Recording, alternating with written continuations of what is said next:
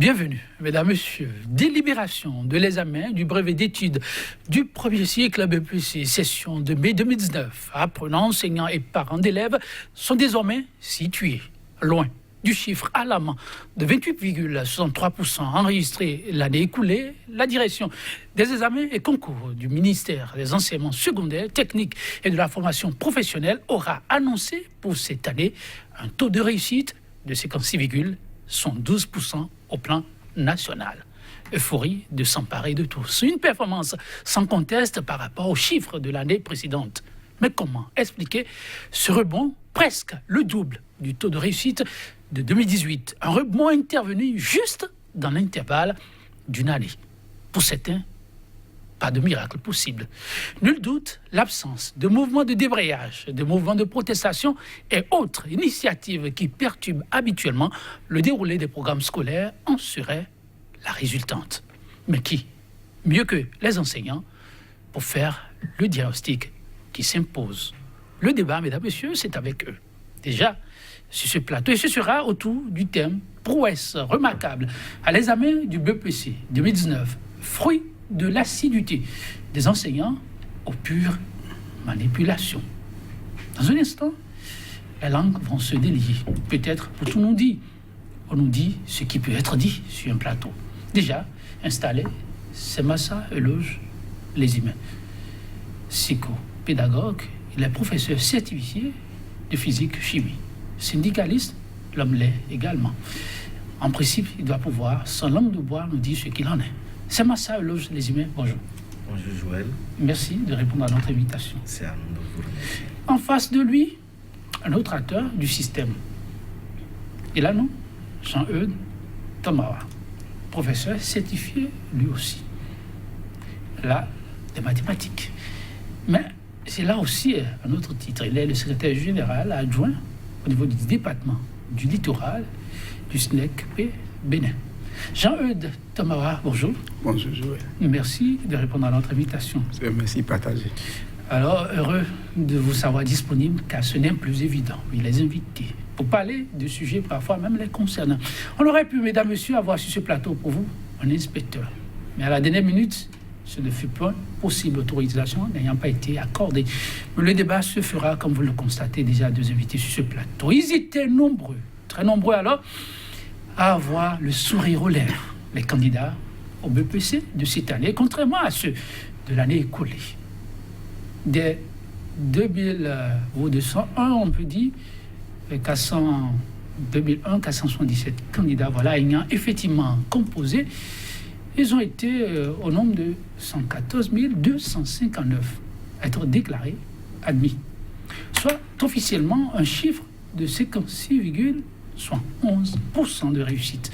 Un soulagement pour eux, disais-je, mais aussi pour les autorités en charge du système éducatif à ce niveau, au niveau de l'enseignement secondaire. Les enseignants ne sont pas, bien évidemment, du reste.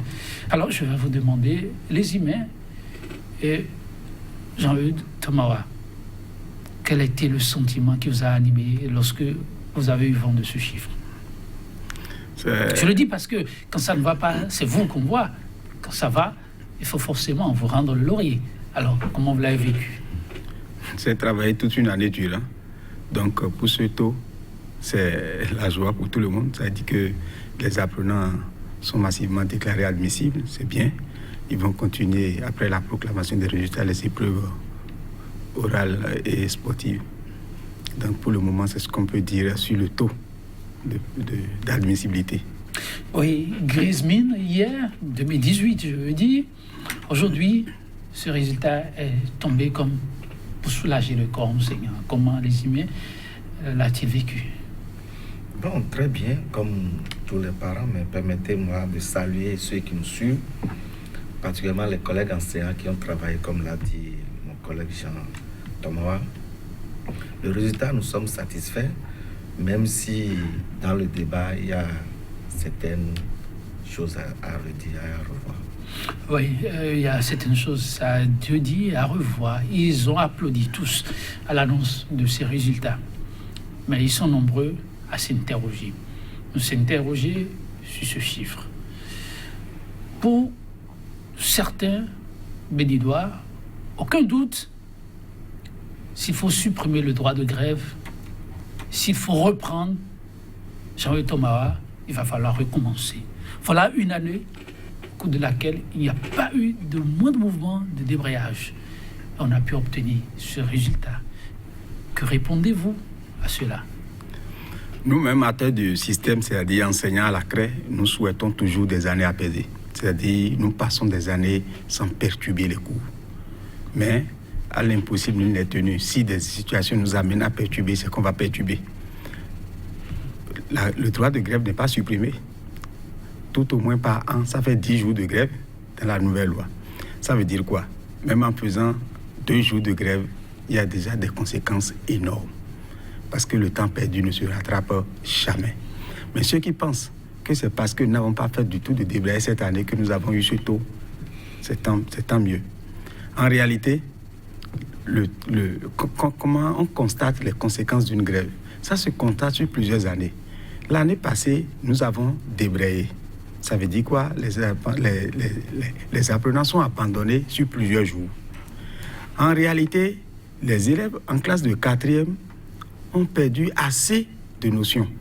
Ça veut dire quoi? En classe de 3e, ça doit se sentir automatiquement. Mais dans le même temps, on peut proposer des sujets qui amènent les apprenants à réussir massivement. Le tout, c'est dans la proposition des sujets. Ce n'est pas le fait qu'on n'a pas fait de débrayage. Sinon, cette année, nous devons sentir les méfaits de la grève de l'année passée. La grève de l'année passée devrait impacter forcément les candidats aux examens cette année. Forcément. Parce que ce n'est pas en classe de 3e seulement qu'on prépare les examens. Les examens se préparent depuis la 6e. Et la classe de 4e, c'est une grande classe au premier cycle. C'est une classe très importante. On voit presque tout.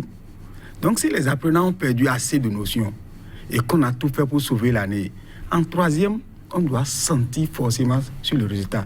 Mais voilà que ce taux est largement, c'est-à-dire plus du double du taux de l'année passée. Ça veut dire que ce n'est pas forcément les débrayages qui font le problème.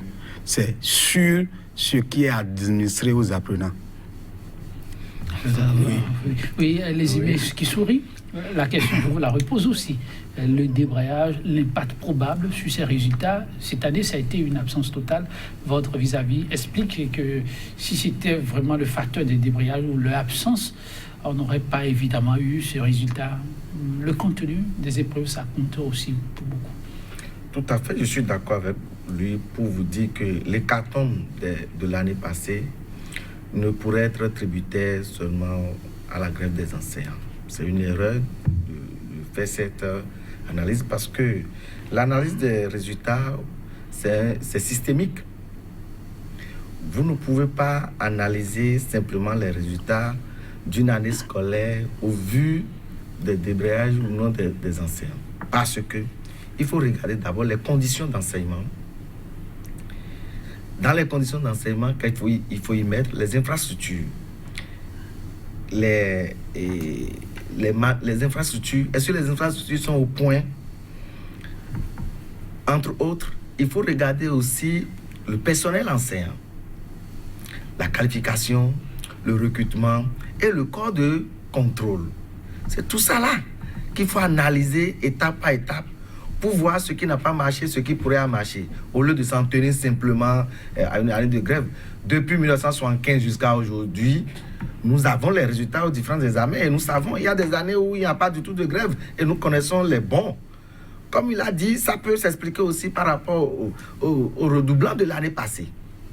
Les redoublants de l'année passée, peut-être cette année, ils ont redoublé d'efforts pour apporter un peu ce résultat. Mais avant de le confirmer totalement, mais ce que nous lisons sur les réseaux sociaux là, et ça va dans la tendance, quand vous regardez un peu les chiffres, les pourcentages au niveau des matières, ça pourrait s'expliquer.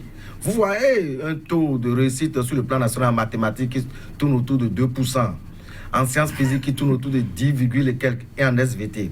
Mais par contre, en espagnol, c'est-à-dire les disciplines de la littérature, nous voyons un bond où les taux tournent autour de 70, 74, ça pourrait dire que le résultat, c'est les enfants qui ont fait ce que nous appelons ML, c'est-à-dire modèle long, qui ont pu tirer leur épingle du jeu. Ça veut dire que ce BPC est un BPC littéraire. Or, qu'est-ce que nous voulons pour le pays finalement? Si déjà les résultats en sciences tournent autour de 8% dans leur globalité, et on voit en littérature ce bon, prenez vous avez les chiffres. Vous avez les chiffres. Oui. Ça s'explique aussi là, et c'est ça il dit. Si par exemple à l'intérieur des matières, des différentes matières, la qualité je n'en doute pas, ceux qui ont, si c'est plus ou moins favorable aux apprenants dans certaines disciplines, c'est normal qu'on observe ces résultats-là. Mais à l'intérieur, nous pouvons apporter d'autres nuances pour bien expliquer ça. Avant d'arriver aux nuances, vous avez évoqué un certain nombre des facteurs motivants parfois ces résultats. Vous avez parlé d'infrastructures, vous avez parlé du personnel enseignant, la qualification et le corps de contrôle. J'aimerais bien commencer par les infrastructures. Oui. Qu'est-ce qui aura changé de 2018 à 2019 en termes d'infrastructures? C'est ça, je vous dis, pratiquement rien. Nous avons dénoncé ça tout le temps. Vous voyez des établissements où les enfants sont sous des arbres. Donc vous voulez dire que l'État est resté le même, mais pourtant on a eu ces résultats. Oui, donc ça veut dire qu'on ne pouvait pas nous dire que, comme on a supprimé aussi les droits de grève, ça veut dire que le problème est ailleurs, on ne le touche pas réellement. Après les infrastructures, il y a les manuels scolaires. Il y a le programme, c'est tout ça là qu'on analyse quand il s'agit d'un résultat. Par rapport, regardez, cette année, l'État a recruté combien d'enseignants? Combien au secondaire? Non, pratiquement rien. 0 enseignants. 0. Et pourtant, rien. Même le corps de contrôle. Peut-être les départements dans lesquels on observe un bon, ça peut s'expliquer aussi. Tout s'explique. Et il n'y a pas d'absolu dans ce domaine-là. Parce que, quand vous regardez les mutations de l'année passée, et là, je félicite peut-être un peu le ministre. Quand on redéploie le personnel, le peu que nous avons là, à l'intérieur du pays, avant, certains pensent que c'est une punition. C'est une punition. Cette année, vous avez vu, ils ont fait l'effort de redéployer presque les conseillers pédagogiques dans tous les départements. Ça peut booster aussi un peu les résultats. Et non seulement, oublions cette histoire de grève et attaquons réellement ce qu'on pourrait attaquer si on pense que l'année prochaine aussi, on pourrait avoir un bon résultat au lieu de s'en prendre simplement aux enseignants qui revendiquent à juste titre leurs droits. En tout cas, le problème est tout entier posé ici. Et quand vous parliez de redéploiement, surtout à l'intérieur du pays, ça nous amène en même temps à parler des chiffres par département. Nous commençons par le Borgou qui aura été la grosse surprise du BPC de cette année. C'est le département qui, comme on le dit vulgairement, a tenu l'antenne 2018. Le Borgou crée la surprise en essayant de ravir la vedette à tous. Premier pour le BPC 2019. Le regard de l'enseignant. Bravo à ces enseignants et à ces autorités à divers niveaux. Et bravo aussi aux apprenants qui ont bien travaillé là-bas. C'est vrai que ça peut s'analyser, ça s'analyse. Je me rappelle qu'en 2018, à la commission d'affectation nationale, le DD, le directeur départemental du Borgou, a dit qu'il est fatigué d'être dernier. Si vous me prenez 10, vous me renvoyez 10. C'est-à-dire quoi? Les enseignants en fin de séjour qui descendent, qui demandent à être mutés vers d'autres départements. Il dit, les départements d'accueil, normalement c'est la règle, les départements d'accueil, lorsque vous prenez 20 d'un département, vous dégagez 20 de votre département que vous envoyez pour équilibrer. Souvent, ce n'est pas respecté? Ce n'est jamais respecté. C'est-à-dire quoi? Lorsqu'on vous envoie 20, celui du littoral dit, j'ai pas 20 à t'envoyer parce que lui aussi veut sauvegarder ses enseignants pour avoir toujours de bons résultats. J'ai pas 20 à vous envoyer. Qu'est-ce qui se passe? J'ai pu trouver 5. Donc, contente-toi de ça. Donc, il y a un fort déséquilibre entre le nord et le sud en matière d'enseignants qualifiés. C'est-à-dire, le peu qui existent sont plus répartis au sud qu'au nord. Mais l'année passée, en 2018, lors de ces travaux-là, il a insisté et la commission a travaillé comme ça. Le ministre aussi a dit, allez dans ce sens. Si vous ne trouvez pas, nous-mêmes, nous allons équilibrer. Donc, tous les DD ont dégagé des enseignants. Le nombre qu'ils ont reçu, ils ont envoyé. Donc, ça fait que le Borgou qui devait perdre, d'autres devaient descendre. Il a même refusé et dit, c'est le seul CP que j'ai. Comment vous pouvez me le prendre? Il dit, mais DD, c'est le CP même qui est en fin de séjour, qui a demandé à descendre. En temps normal, la commission accepte sa demande. Mais des débats ont fait qu'on a dû laisser, par exemple, au Britannique militaire, au lycée militaire des jeunes filles, des CP sont laissés, même ils étaient quand même en fin de séjour. Et le ministre aussi qui a redéployé certains CP pour des zones qui en manquent. Mais le nombre est tellement insuffisant qu'on ne peut pas dire que c'est forcément ça qui a impacté le résultat. Mais ça a joué.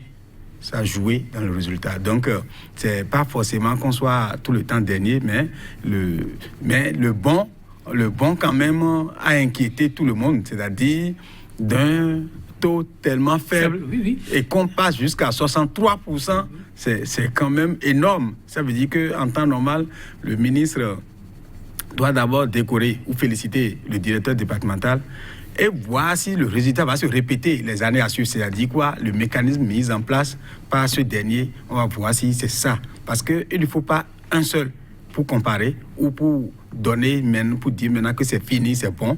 Il faut d'autres chiffres. 2.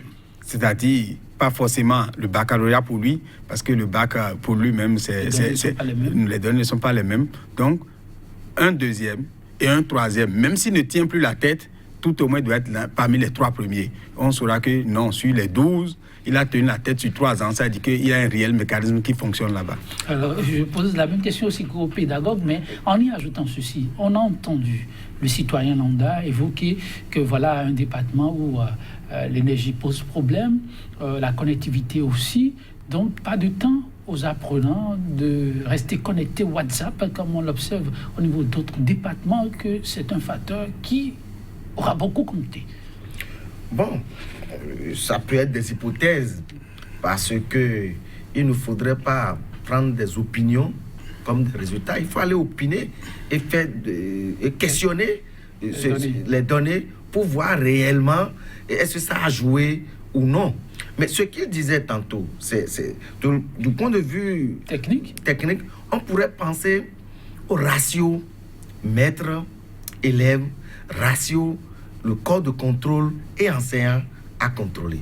Ce qui a été génial, nous avons vécu ça, mais c'est-à-dire, quand il disait qu'on a fait en sorte que les conseillers pédagogiques, même les inspecteurs qui sont regroupés avant quelque part, on les a redéployés dans les 12 départements, où on a fait en sorte que les conseillers pédagogiques soient à l'intérieur du département, et ceux qui étaient au sud majoritairement, on les a envoyés vers le nord. Vous voyez, l'interaction là, les enseignants qui étaient là avant, qui ont vu de nouveau venir, la peur comme on le dit, pourraient aussi booster leur ardeur au travail et ils pourront donner le meilleur. Je félicite, comme mon collègue au passage, ce DDEPS, pour dire, comme il a pu obtenir ce résultat-là, il va falloir qu'il fasse tout pour qu'on sente les stratégies qu'il est en train de mettre en œuvre pour qu'il y ait de la progression dans son débat, qui vient toujours dernier. L'envie de ne pas être dernier aussi peut améliorer le système. Moi, je vois, et même la manière dont on encadre les enfants. J'ai vu les cadres de ce milieu, certains ont voulu prendre leur destin en charge et ils ont commencé par investir dans la formation de leurs jeunes frères. Je vois au passage le docteur Gomina qui multipliait les TD. D'autres aussi le faisaient. Tout ça là pourrait expliquer le résultat là qu'on est en train de voir. Mais quand moi je suis allé un peu à l'intérieur des chiffres, oui. J'ai comparé le résultat de ce département là par les enfants qui ont fait moderne cours, c'est-à-dire qui ont fait un BPC en composant les sciences physiques, et les apprenants qui ont fait moderne, vous allez voir quand vous avez les chiffres, regardez, vous allez voir que le taux est tellement élevé à ce niveau-là. C'est vrai. Et par rapport aux enfants qui ont fait qui ont composé moderne cours, le taux est tellement bas, et quand on fait la somme, on trouve que les enfants sont admis maintenant au PPC. Ça peut être des trompe-œil pour dire que ce n'est pas le résultat même brut là qu'il faut analyser. Il faut analyser la qualité du résultat pour voir qu'est-ce que ce résultat-là apporte au développement du pays. Parce que ces apprenants-là, on va les projeter sur les classes supérieures de 3 ans et consorts. On va voir, est-ce que, ce faisant, est-ce que le profil qu'on voudrait d'eux, ça peut suivre la route. Sinon, si on fait des fixations sur un résultat d'une année, pour gloser, pour dire tel a fait ceci, tel a fait ceci, non, ça n'a pas de sens de mon point de vue. C'est normal que les gens soient contents par rapport à un résultat. Et nous félicitons les candidats qui ont pu tirer leur épingle du jeu, et nous encourageons ceux qui n'ont pas pu que de redoubler d'efforts l'année prochaine, ça va marcher. Alors, à ceux-là qui disent que ça fait quand même trop surprenant, nous disons presque le double, vous dites un peu plus. En une année, on a pu obtenir ce résultat très satisfaisant. Scientifiquement, vous y apportez toujours les mêmes réponses ou il faut aussi nuancer? Bon, scientifiquement, nous apportons les mêmes réponses. C'est vrai qu'à un moment donné, il faut nuancer, mais il faut aussi, même si tu veux nuancer, il faut avoir des éléments probants. Bon. Mais scientifiquement, moi je disais à mes collègues, parce qu'à la fin des travaux, mathématiques au centre du littoral, c'est-à-dire le CEU Saint-Hérita, donnait 3% environ de moyenne. Vous avez eu peur à ce moment? Tout le monde paniquait. Parce qu'on sait que cette année-là, vraiment, les choses vont se dégringoler encore. Mais au même moment, lorsque nous avons interrogé nos collègues des autres disciplines, c'est-à-dire histoire, géographie, lecture, communication écrite, anglais, allemand, espagnol, il n'y a pas un taux inférieur à 60%. Il n'y a aucun taux. Même en allemand, c'est 90% ou 92%. En espagnol, c'est 80%. Donc, c'est en SVT. Même en PCT, sont supérieurs à la SVT. En PCT, ils sont autour de 30% dans ce département-là. Et en SVT, ils étaient autour de 15%.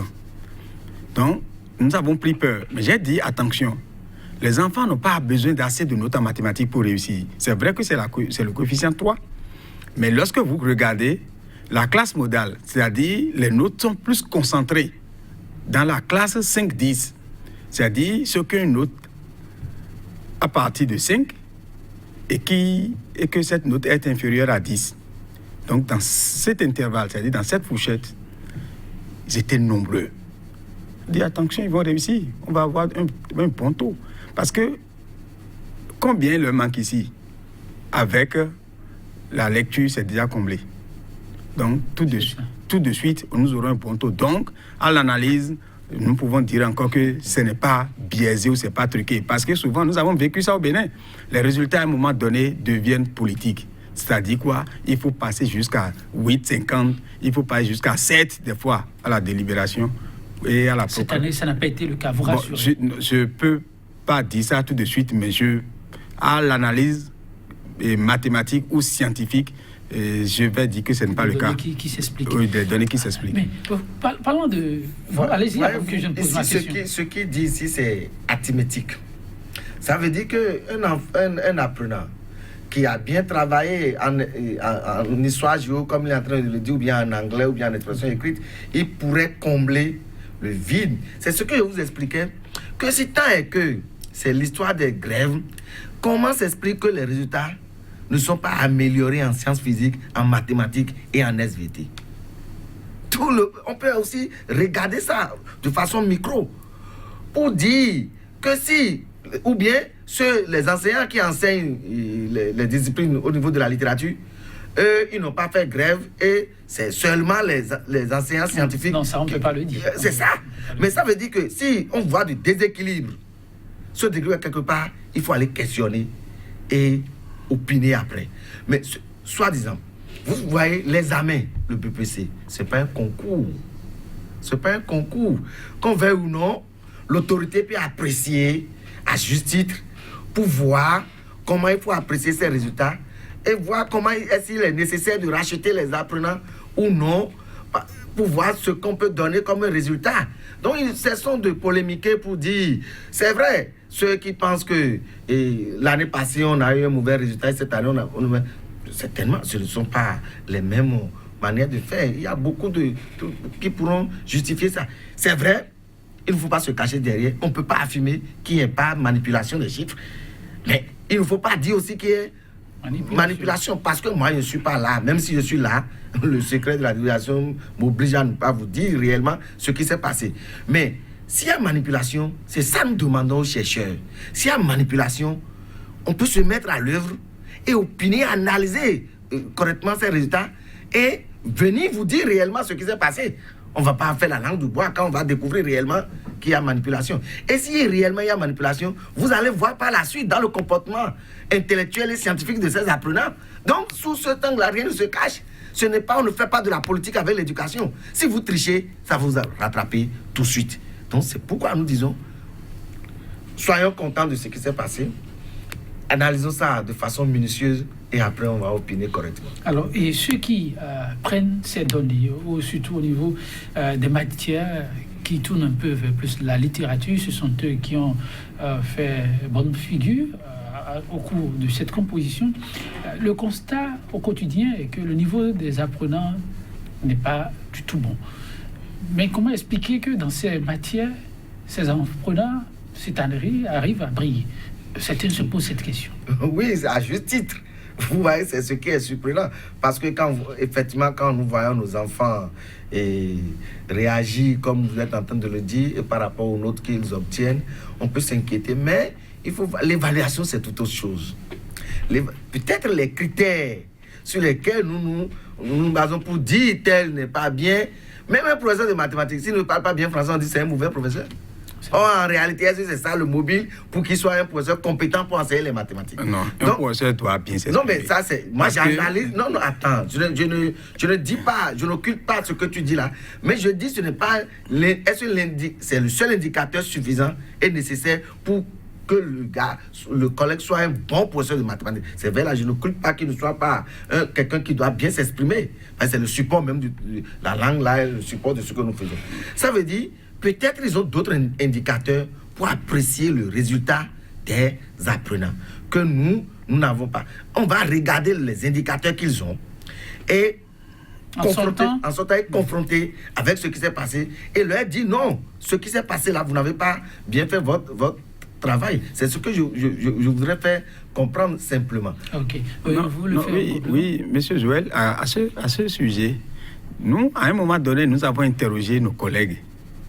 Par exemple, professeur de français. Parce qu'en anglais, tu peux avoir de compétences sans bien t'exprimer. Parce que le cours que nous faisons au Bénin, les gens ne s'expriment pas en anglais.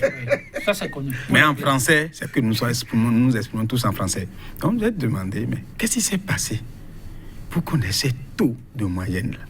Ils ont dit, mais non, l'épreuve qui est administrée, même à un élève de cours moyen de deuxième année, c'est-à-dire le CM2, que nous parlons, il va s'en sortir brillamment encore. Parce que n'oubliez pas qu'au primaire, on faisait aussi les règles grammaticales, on faisait les accords, tout. Donc, il dit, ils vont s'en sortir. Donc, le tout, c'était l'épreuve qui était administrée. Parce que chaque fois, quand nous venons pour les conseils de fin d'année, ils sont les premiers à se plaindre. Le niveau des élèves, ils ne savent pas s'exprimer. Ceci. Nous, on ne parle pas du niveau des élèves dans l'expression. C'est chez nous, c'est le niveau dans l'assimilation. Dans l'assimilation, c'est le niveau à rendre ce que tu as appris. Mais chez eux, ils disent, lorsque les élèves écrivent, tu ne peux pas lire.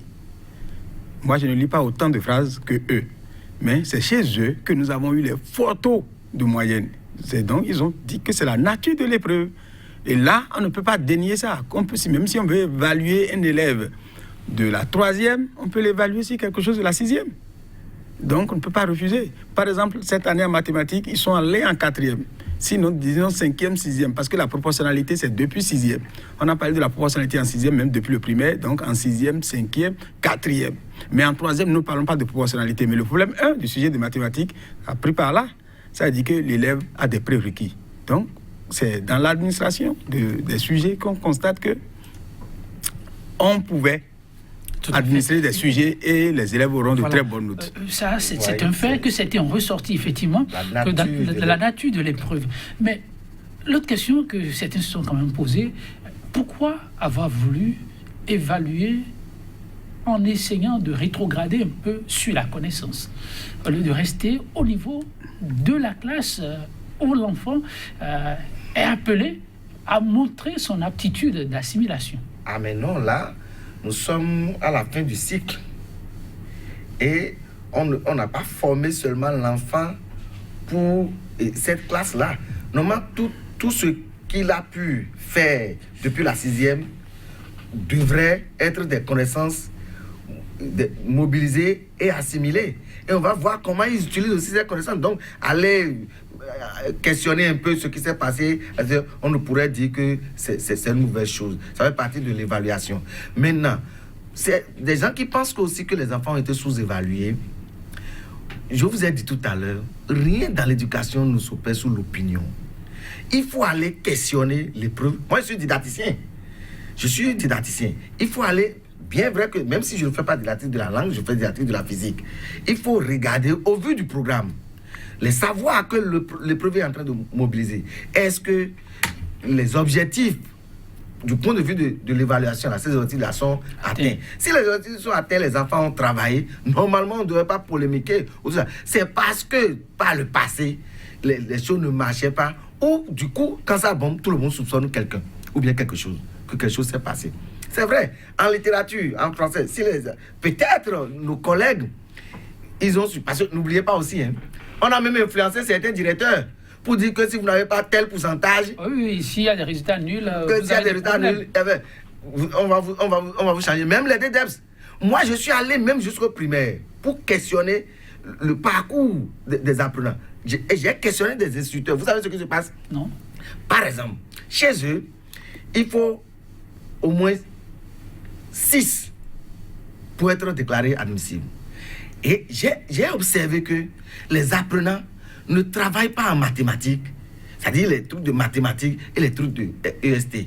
Et j'ai regroupé certains instituteurs, j'ai dit, mais pourquoi vous faites des choses comme ça? Et ils m'ont dit, mais on a dit il faut 6 au moins. Donc nous, le problème général, nous laissons un peu les mathématiques pour renforcer. Si nous venons au cours, il y a même certains qui vont dire, ils ne font même pas la dictée, parce qu'ils savent que tous les enfants auront 0 en dictée. Donc ils laissent pour renforcer ce qu'ils pourront faire là. Ça, c'est dangereux. Non, mais c'est ça. Il faut aller questionner toutes ces pratiques-là.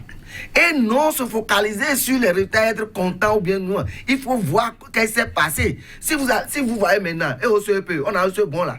Les enfants vont dire, mais tout le monde serait content pour eux. Mais à l'intérieur, comme il le dit, il y a des choses qui ne tournent pas bien. Et ce n'est pas la faute aux enseignants, à mes collègues enseignants du primaire. Ce n'est pas leur faute. Ils veulent avoir le résultat pour ne pas les charcuter. Et on ne leur donne pas les moyens d'avoir correctement le résultat. Donc ils se débrouillent tout au moins pour présenter un résultat. Peut-être pas le passé comme on criait à Rose sur les enseignants. Nos collègues de la littérature ou bien qu'on sort, ils se sont débrouillés pour montrer un résultat, pour que ce soit les parents ou bien les autorités. C'est des hypothèses que je formule. Si c'est le cas en tant qu'un jeune chercheur, il va falloir aller tester ces hypothèses-là. Et après, le débat continue, on va faire le point. Voilà. Alors, quand on vous suit, en somme, l'autorité ne doit pas se contenter de ces résultats. Il faudra très rapidement, pour espérer avoir de ces résultats dans la durée, s'attaquer aux problèmes sous-jacents évoqué il y a longtemps. Tout à fait. C'est bien cela. C'est une évidence. Tout à fait. C'est une évidence. Oui. La problématique des réformes annoncées par l'autorité, on s'y prend en définitive comment? Bon, vous savez... Ou pour spécifier, il y a eu la question d'évaluation lorsqu'on a eu ces résultats, vous permettez, médiocres. Il a été question d'interroger même le profil, le parcours, le savoir-faire des enseignants. On a vu un peu tout le tollé que cela a généré. L'autorité a fini par faire rétro-pédalage, non sans des sanctions, on peut le dire. Mais là, sans cette évaluation, on a eu ces résultats. Est-ce que ça ne va pas ouvrir d'autres, je sais pas, d'autres boîtes à Pandore pour les enseignants? Monsieur Joël, oui. Il y a tellement à dire que je ne sais pas par où commencer. Donc, commencez par le plus simple pour vous. Mais je vais faire un effort. Oui. Vous savez, et avant même de parler de ces évaluations et les comparer aux résultats, oui. Et le ministre a envoyé des gens et puis ils ont dit relever les choses. C'est-à-dire en infrastructure, le laboratoire, les matériels qui manquent, tout ça là.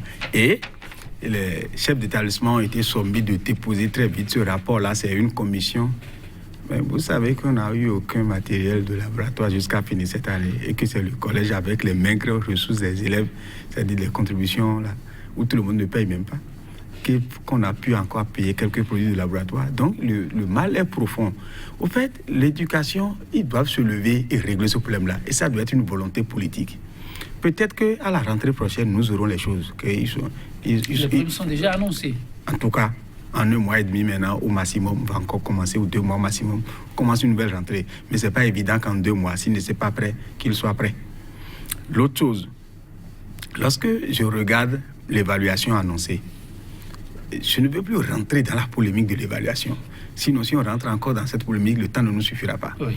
Mais l'évaluation annoncée, c'est que les enseignants n'ont pas le niveau. Mais ça met en difficulté les institutions du pays. Parce qu'un diplôme est donné par décision ou par décret. Donc, cette décision est remise en cause. C'est quelque chose de gens qu'on veut dire. Mais en réalité, nous avons dit aux gens que c'est les meilleurs qui doivent aller à l'enseignement. Le ministre qui est là, son enfant est meilleur. Est-ce que lui-même va accepter l'envoyer à l'enseignement? Parce qu'il sait qu'il ne paye pas bien les gens là-bas. Donc, son enfant peut être enseignant. Conséquence, c'est les moins bons qui viennent. Parce qu'on a besoin d'enseignants.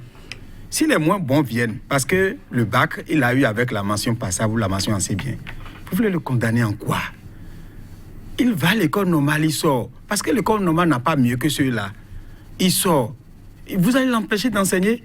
Donc, ce qu'on devait faire, c'est de recycler et de leur donner la formation continue pour que sur le terrain, ce type-là soit capable et totalement apte et qu'il rentre dans c'est-à-dire la masse des enseignants qualifiés. C'est tout. Sinon, c'est autre chose. Mieux, je n'ai pas fini, M. Joël. Allez-y. C'est pour dire que ceux-là ne sont pas bien formés et le ministre doute de leur niveau. C'est pourquoi on veut faire une évaluation. Sinon, le gouvernement. Maintenant, ces résultats-là, le ministre était content de l'annoncer. Hein? On a suivi, oui. Il y a de quoi. Vous êtes content aussi, non? Bon, moi, j'étais content parce que c'est que ce qu'ils disaient là, c'était pas à mon niveau, ça. Et eux-mêmes savent de quoi ils disent. Sinon, mais l'évaluation, c'est encore annoncé en juillet. Hein. C'est annoncé qu'en juillet, il y aura encore évaluation. Je ne sais pas ce qu'ils pourchassent. Mais, en réalité, leur objectif, c'est dire qu'on veut connaître les résultats et former les enseignants. Voilà que quelques-uns sont allés composer. Ils ont délibéré et ils ont dit qu'il y a eu un pourcentage donné. Je ne me rappelle plus, mais c'est un pourcentage très bas. Mais pourquoi ne pas prendre ce pourcentage-là, estimé, et aller faire former les gens en ce qui leur manque? En tout cas... Et, M. Joël, je dis ceci, hein, il y a des choses qui étaient données pour l'évaluation, même si on donnait ça à un inspecteur de mathématiques, je t'assure tout. Il ne va pas faire. Bon, ce n'est pas évident, moi je ne sais pas... Non, nous avons lu, on ne peut pas aller plus loin que ça, c'est des choses que nous ne pouvons pas dire. Et mieux, ils ont dit qu'ils veulent constituer une base de données pour ceux qui aspirent à être enseignants. Maintenant, ils ont dit qu'on a un taux de 9% lorsqu'ils ont corrigé récemment ce concours-là, ou ce test-là. Mais lorsque vous allez prendre seulement les 9% qui sont aptes à enseigner là, le manque ou le déficit criard d'enseignants, c'est à les trouver où? Donc le problème reste tout entier. Quitter les humains. S'il vous plaît, M. Joël, c'est que, au fait, vous-même, vous voyez la contradiction. Les enseignants, dans leur grande majorité, avaient boycotté l'évaluation. Ça veut dire qu'on n'a pu rien faire, même ceux qui ont fait, on ne les a pas encore formés. Oui. Mais ce sont eux encore qui ont donné un bon résultat. Même sans faire beaucoup d'analyse, je pourrais dire là, peut-être on s'est trompé. De diagnostic. C'est-à-dire pour pallier le spectre des mauvais résultats qui mine quand on enregistre le système éducatif. On pourrait dire que peut-être effectivement le problème était réellement ailleurs. Mais ceux qui ont pensé que ça peut être aussi la qualité, c'est-à-dire le rapport au savoir de ces enseignants et leur rapport, c'est-à-dire leur pratique ancienne qui pourrait avoir de problèmes. Mais nous on a dit, mais pour régler ça, il fallait regarder ce que les inspecteurs, les conseillers pédagogiques faisaient et prendre ce résultat-là pour analyser, voir si le problème est là avant de les engager. On ne nous a pas écoutés. Ça veut dire que au lieu d'aller regarder d'autres dans le système, parce que vous avez dit que la ligne est systémique, oui. Au lieu d'aller regarder dans le système, à part ça, qu'est-ce qui manque? Parce que, voyez-vous, comment un enseignant démotivé pourrait booster les apprenants vers un résultat optimal? Ça pourrait être par le passé que c'est de la démotivation qui faisait que les enseignants ne donnaient pas... Mais on ne regarde pas tout ça et on attaque. Ça pourrait être le programme. Qu'est-ce qui se passe là? Est-ce qu'il n'y a pas question de revoir l'agencement des programmes des savoirs pour voir comment... Mais on laisse tout ça et on attaque les enseignants.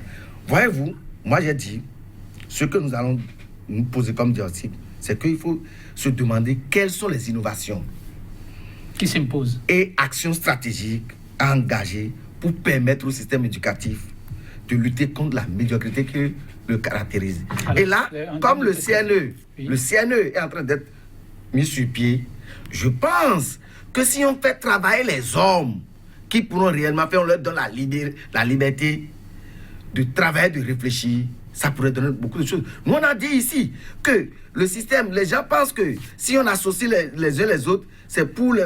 Non, vous voyez, les écoles, les universités sont en train de former les didacticiens. Les psychologues sont là. Les sociologues sont là. On ne saurait parler de l'école sans rassembler tout cela pour voir que ce que nous faisons là, qu'est-ce que nous voulons avoir comme résultat. Au lieu de s'attaquer aux individus, attaquons nos systèmes pour voir réellement quelles sont les réformes à avoir. Quelques minutes et on va se séparer. Dites, dans le fil, on a parlé de la grosse surprise qui est le Borgou qui a fait un rebond spectaculaire.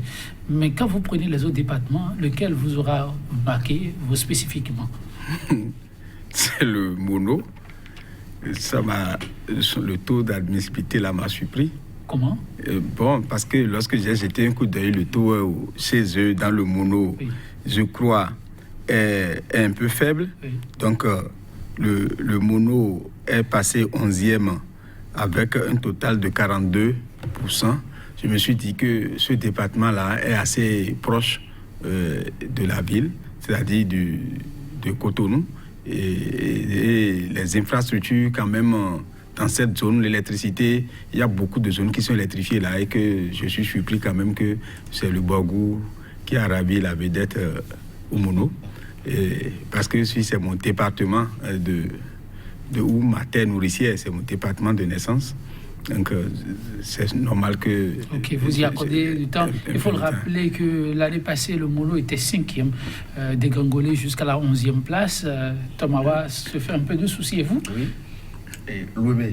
C'est l'OME qui a retenu votre attention. Oui, parce que... Vous n'allez pas me dire aussi que c'est pas... Non, c'est pas... Non, moi, je... Oui, allez-y. Si vous m'avez demandé 2, j'allais vous dire l'OME et la Ligurie. Ok. Allez-y, l'OME d'abord. L'OME parce que quand nous regardons, comme il le dit, la proximité, la concentration des écoles privées, la manière dont ça nous a, l'interaction que la société pourrait avoir sur les résultats, j'ai constaté que là, l'OME pourrait être tout au moins un peu plus que ça. La Ribori, parce que aussi là, on a toujours pensé que comme il n'y avait pas de meilleurs enseignants là-bas, il faut faire l'effort de les envoyer un peu. Mais voilà, on a fait ça et pourtant ce département-là est encore resté, vous voyez, le dernier pratiquement. Et cela s'explique. Vous voyez que dans ces zones, je vous ai dit, il n'y a pas suffisamment d'enseignants qualifiés. Comme il le dit, moi, j'ai posé la question, on m'a dit, la plupart des collègues enseignants qui enseignent dans ces départements, la majorité, c'est le niveau baccalauréat au collège. C'est ça, il faut commencer par les former réellement et non faire des formations lance-pierre et penser qu'on a déjà réglé tout le problème. Si c'est comme ça, ça veut dire que leur profil, ça crée la qualité de l'enseignant que nous avons, ça crée un problème dans ces départements. Votre ultime message? Bon, il faut que le gouvernement donne réellement priorité à l'éducation et non une priorité sur le papier. Merci beaucoup, oui, Tomawa. Le système éducatif du Bénin est à revoir, il faut que ça soit performant. Et nous attendons une décision politique dans ce sens. Au passage, je félicite tous les acteurs pour le bon score obtenu cette année. Merci à vous, Jean-Eudes Tomawa. Merci également à vous. C'est ça, les humains. Chers téléspectateurs, merci aussi pour la complicité. Sans vous, nous n'avons pas de raison à être là où nous sommes aujourd'hui. Grâce à vous, nous tenons toujours et continuons. Chaque instant comptera. Vos suggestions toujours les bienvenues. 100% Bénin pour le numéro du jour. Nous avons fait dans le politiquement correct autrement, parlant de l'éducation. On vous faut compagnie sur cette citation de l'écrivaine et réalisatrice française Virginie Despentes. Je le cite: ce qui est difficile, ce n'est pas de mourir un héros, mais de résister sur le terrain avec des résultats concrets. Et cette fois-ci, les enseignants l'ont essayé, même si il va falloir chercher au-delà de ce qui est arrivé et comprendre les réels mobiles pour pouvoir rebondir encore de fort belle manière les années à venir. Merci pour la complicité. À très bientôt. Un clin d'œil à notre réalisateur du jour, Juste Don Rissou. À très bientôt. Fais un bon travail.